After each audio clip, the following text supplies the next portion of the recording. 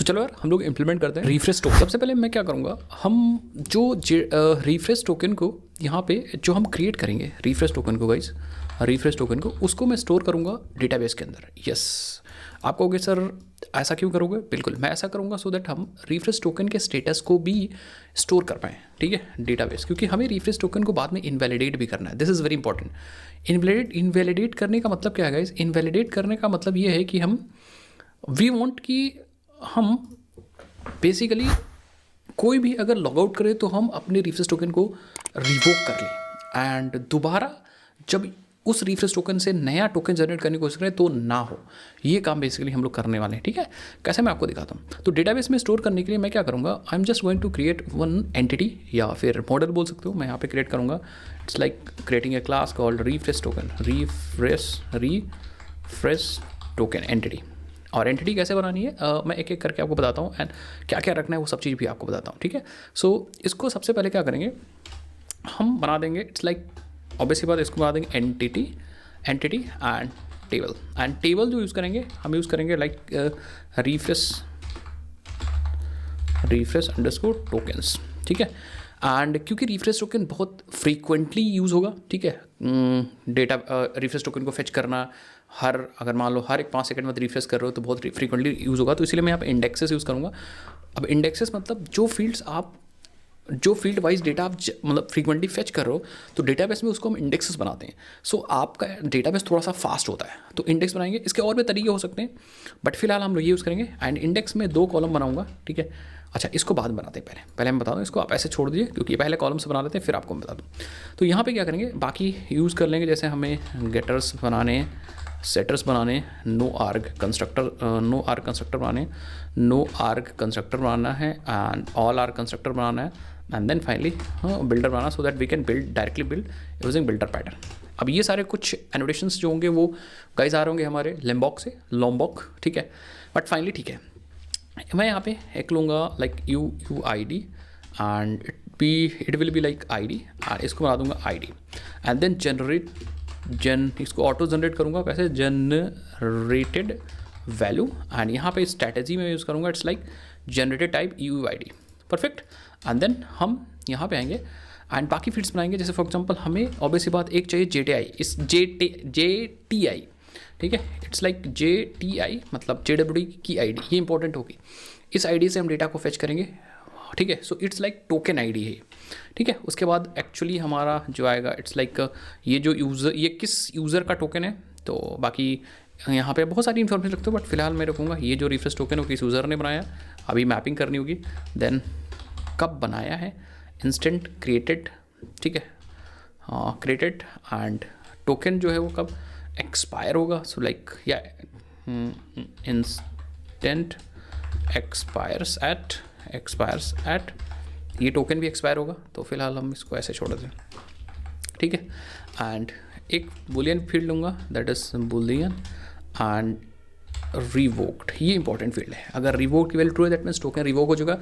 इस टोकन को अब आप नहीं यूज़ कर सकते दोबारा। बाकी प्राइवेट, इस टोकन को किसने रिप्लेस किया, मतलब इसके बाद कौन सा रिफ्रेश टोकन बना, तो replaced by token. And main token कहाँ है भाई हमारा, I think token is like जो आईडी है JTI है, यूज़र है JTI है एंड ठीक है। सो आई थिंक टोकन हमारा यस आई थिंक ये JTI है, it's ID and replace by the token expire and revoke. So I think this is actually a token, ठीक है। हाँ, इसी को हम टोकन बनाएंगे बस, ठीक है। तो आई थिंक बाकी और कोई फील्ड्स मैंने ली नहीं है तो इसीलिए हम यही वाला टोकन बनाएंगे। बाकी अगर ज़रूरत पड़ेगी तो हम फील्ड्स को ले लेंगे, कोई दिक्कत वाली बात नहीं। नेक्स्ट टोकन ले लेंगे तो हमारे पास एक फील्ड हो गई ID JTI user created at expire at x revoked and replace token. इतना इन्फॉर्मेशन हो गया। अब हम क्या करेंगे, कॉलम्स आप मैनेज कर सकते हो एंड इंडेक्सेस बना सकते हो, तो इंडेक्सेस अब बनाते हैं, ठीक है। सो लेट चलते हैं ऊपर एंड यहाँ पे आ जाते हैं इंडेक्सेस वाले एट्रीब्यूट्स के अंदर आ जाएंगे। जो इंडेक्स होगा, पहला इंडेक्स होगा it's like index and index के अंदर जो नेम होगा it's like yes, so name होगा रिफ्रेश टोकन JTI इंडेक्स। ये तो नाम है, कुछ भी दे सकते हो, लेकिन कॉलम लिस्ट यूज़ करूँगा JTI क्योंकि इस कॉलम को यूज़ करके हम फ्रीक्वेंटली कॉलम्स को फेच कर रहे होंगे, ठीक है। सो इसीलिए हमने इसको बना दिया एज अ इंडेक्स, ठीक है। उसके बाद मैं क्या करूँगा, एक को मैं और बनाऊँगा index, and that is a actually name, end user भी यूज़ हो रहा होगा बहुत ज़्यादा, तो हम यूज़र आईडी को भी बना देंगे as a index, column list में डाल देंगे इंडेक्स यूज़र आईडी को भी। सो क्योंकि यहाँ पे तो आपने यूज़र ले रखा है, बट एक्चुअली टेबल के अंदर तो यूज़र आईडी ही होगा, ठीक है। एंड बाकी अब आप क्या कर सकते हो, इट्स लाइक कॉलम को आप यहाँ पे मैनेज कर सकते हो, तो मैं इसको मैनेज करूँगा, कॉलम नेम होगा JTI, ठीक है, एंड यूनिक होगा, नलेबल फॉल्स होगा, यूनिक होगा, नलेबल फॉल्स होगा, और इसको आप अपडेट भी नहीं कर सकते हो, ठीक है, तो आप डेटेबल फॉल्स कर देंगे। बाकी user it's like many to one होगा, that means one user can generate many tokens, ठीक है।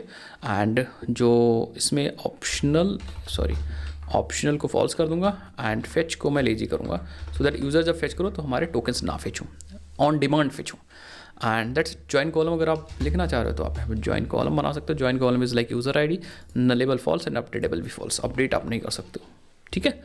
बाकी क्रिएटेड ऐट वगैरह तो आपको समझ में आता है, ठीक है। क्रिएटेड ऐट में भी हम क्या करेंगे, कॉलम बना देंगे, एंड कॉलम में भी क्या करूँगा मैं यहाँ पे, इट्स लाइक नलेबल को मैं फॉल्स करूँगा और अपडेटेबल भी फॉल्स करूँगा, नलेबल को फॉल्स, अपडेटेबल भी फॉल्स करूँगा। एंड बाकी मुझे लग रहा है रिवोक्ड में भी क्या करते हैं, नलेबल को फॉल्स कर देते हैं, ठीक है। रिवोक्ड में भी हम अपने कॉलम में नलेबल को भी फॉल्स करेंगे, ठीक है।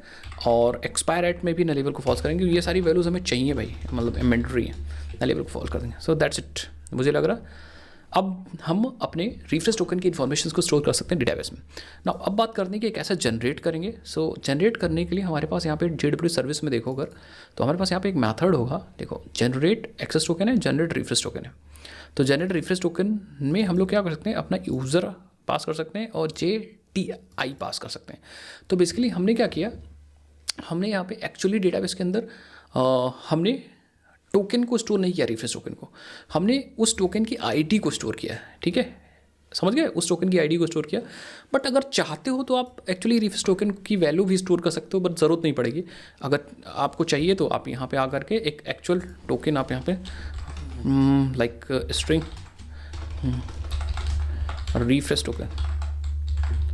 रिफ्रेश टोकन डाल सकते हो इफ़ यू वांट, बट मुझे लगता नहीं उसकी ज़रूरत पड़ेगी। हमें सिर्फ रिवोक्ड उसकी आईडी से काम हो जाएगा, हमारा JTI से काम हो जाएगा। तो ये चीज़ मैंने ऐसे ही ली, इसमें हम फील्ड्स अभी के लिए नहीं डालने वाले, ठीक है।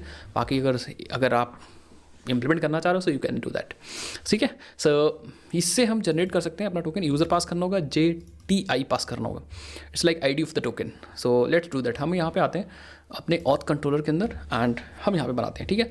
सो जैसे आप लॉगिन करोगे, यहाँ पे सारा काम करने के बाद देखो जनरेट एक्सेस टोकन आपने किया है, परफेक्ट, जनरेट एक्सेस टोकन किया। मैं क्या करूँगा, टोकन एक्चुअली एक्सेस टोकन को जनरेट करने से पहले ही यहाँ पे देखो आपने क्या एक्सेस टोकन आपने जनरेट किया है, ठीक है। उससे पहले मैं क्या करूँगा, यहाँ पे सबसे पहले एक रिफ्रेश टोकन के लिए JTI जनरेट करूँगा, JTI for the refresh token, and uid.randomuid.toString ये जनरेट हो जाएगा। उसके बाद रिफ्रेश टोकन जनरेट करूँगा कैसे, where refresh token, and refresh token actually मैं यहाँ पे ऑब्जेक्ट की बात कर रहा हूँ, it's not like service, string नहीं जनरेट करने वाला हूँ। पहले मैं रिफ्रेश टोकन अपना ऑब्जेक्ट जनरेट करूँगा, रिफ्रेश टोकन, जिसको मैं डेटाबेस में सेव कर सकूँ, बिल्डर, एंड देन फाइनली यहाँ पे मैं आईडी में JTI पास कर दूँगा। एंड यूज़र क्या है, यूज़र मैंने ऊपर फेच कर रखा है, एंड आईडी में मुझे लग रहा है JTI में स्ट्रिंग पास करनी है, एक बार मैं देख लेता हूँ। आई थिंक JTI में हम लोग ये जो हमने लिया है भाई JTI, ठीक है, तो JTI में तो स्ट्रिंग पास कर रहे हैं, ठीक है। तो यहाँ पे JTI में हम यहाँ पे स्ट्रिंग ही पास करेंगे, ठीक है। एंड देन फाइनली हम यहाँ पे क्रिएटेड एट कब क्रिएट हुआ, दैट इज instant.now, अभी आपने टोकन क्रिएट किया। देन कब ये एक्सपायर होगा, मैं कहूँगा अभी instant.now plus seconds JWT service dot gate refresh token TTL seconds, तो इतने देर बाद एक्सपायर हो जाएगा। तो dot gate refresh token TTL seconds.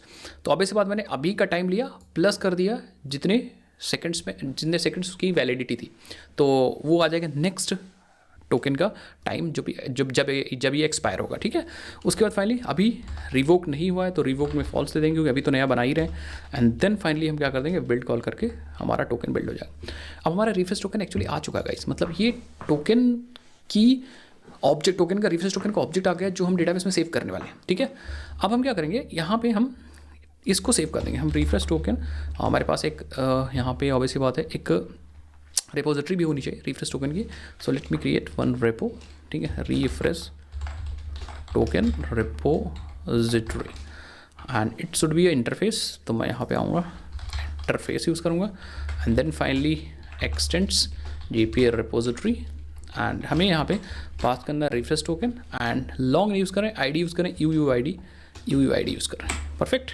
Then finally हम यहाँ पे इसको क्या कर सकते हैं, यहाँ पे हम private final refresh token repository and then finally हम यहाँ पे आकर के एंड सेव कर सकते हैं अपने रिफ्रेश टोकन को। मैं कहूँगा refresh token repository dot save refresh token, तो हमारा डेटाबेस के अंदर हमारा रिफ्रेश टोकन सेव हो जाएगा, रिफ्रेश टोकन सेव हो जाएगा। एक्चुअली रिफ्रेश टोकन की इन्फॉर्मेशन सेव हो जाएगी कि क्या वो रिफ्रेश टोकन जो है हमारा, वो रिफ्रेश टोकन रिवोक हुआ है, कब एक्सपायर होगा, वो सारी इन्फॉर्मेशन। आप कहोगे सर रिफ्रेश टोकन तो आपने सेव ही नहीं किया एक्चुअल, तो रिफ्रेश टोकन की ID सेव है, JTI, ठीक है, JWT टोकन ID सेव है हमारे पास। अब उस टोकन ID हमारे पास, तो कोई भी टोकन आएगा तो टोकन की ID टोकन से निकाल करके और हम डेटाबेस से चेक कर सकते हैं उस टोकन को, ठीक है। दैट्स वाई हमने सिर्फ टोकन की ID सेव कर रखी है। उसके बाद ये काम हो गया। अब हम क्या कर सकते हैं, एक्सेस टोकन बना सकते हैं और एक्सेस टोकन के साथ साथ हम यहाँ पे रिफ्रेश टोकन भी गाइस बना सकते हैं, JWT service dot generate refresh token और हमें पास करना user and JTI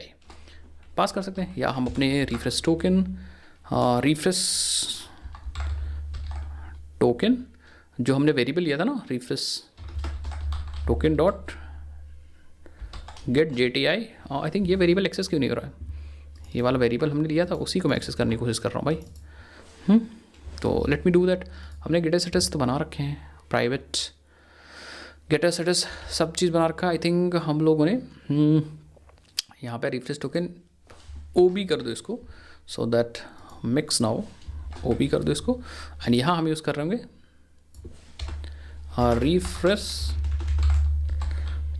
refresh token OB dot gate JTI।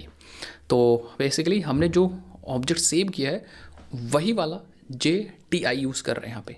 That means जो डेटाबेस के अंदर आपका डेटा गया है रिफ्रेश टोकन का, वही यूज़ करके हम नया रिफ्रेश टोकन जनरेट कर रहे हैं एंड देन फाइनली इस रिफ्रेश टोकन को हम यहाँ पे पास कर देंगे। सो दैट अब क्या होगा, जब भी यूज़र टोकन जनरेट करेगा तो टोकन के साथ साथ रिफ्रेश टोकन भी आ जाएगा। सो लेट मी डू दैट। मैंने यहाँ पे क्लिक किया एंड मैं आपको दिखाता हूँ, हमारे पास रिफ्रेश टोकन भी आ जाएगा, ठीक है।